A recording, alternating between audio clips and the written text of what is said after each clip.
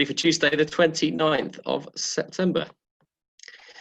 Well, not as good of a picture as I sort of thought we were going to have maybe a couple of days ago. At the moment, we've got a cold front, which is just sliding past over us. That's midnight last night, over the country at the moment, and it seems to be reasonably slow moving, unfortunately, at the moment, with it not really getting towards Kent until maybe mid to late afternoon.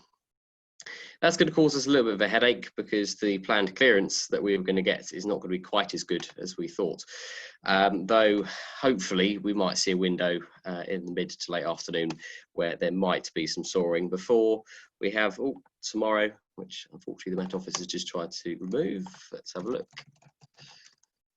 Back into that.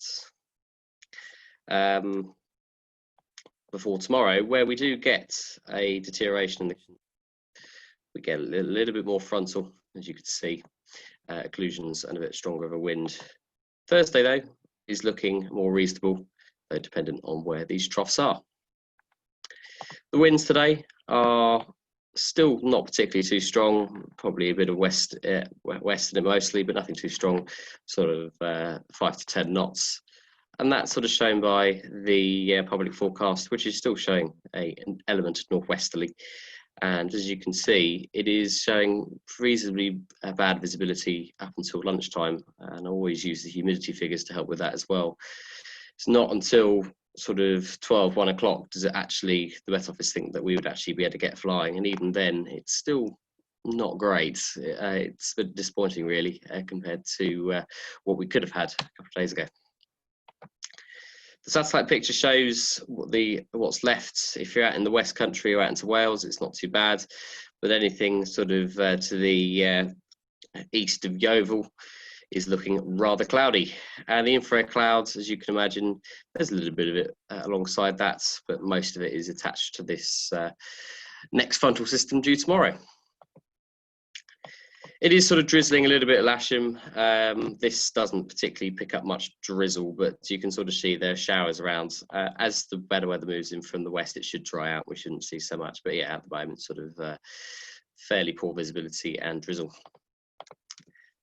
Top temperature today, if we do get the sunshine, sort of 17, 18s, and I think we can see that on the public one as well. It's probably obviously this one's showing a little bit more in the way of sunshine. Dew points just hovering around the double figure mark. Currently at Lasham, we have a temperature of 13 and a dew point 11. Not particularly surprising given what the picture is outside because it looks like that.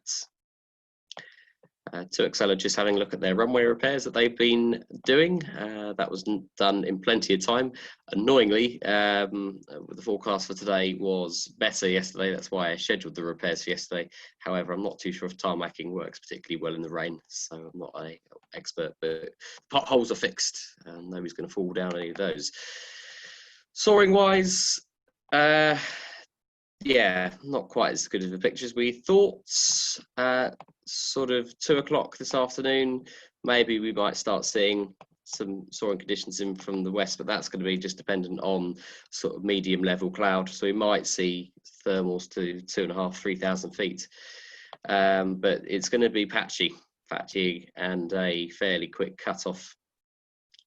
Let's just have a look at Thursday, because that's the next potentially good day, because tomorrow is looking pretty wet. Oh, okay, that's interesting. That's changed. Potentially shower activity in the afternoon. Let's just have a look, see. But still not bad during the day. If I look at the site forecast for Thursday, there's a window of opportunity, but looking at this, potentially a bit of an unstable air mass, so we could get showers alongside that. But yeah, a bit more of an opportunity on Thursday before I believe we start getting very autumnal indeed for the weekend. Today, as you can see, maybe some weak thermals, 2,500 feet, as it's saying on the site forecast here, but medium level cloud associated with the frontal activity nearby. So should be okay for training once we get rid of this low level cloud.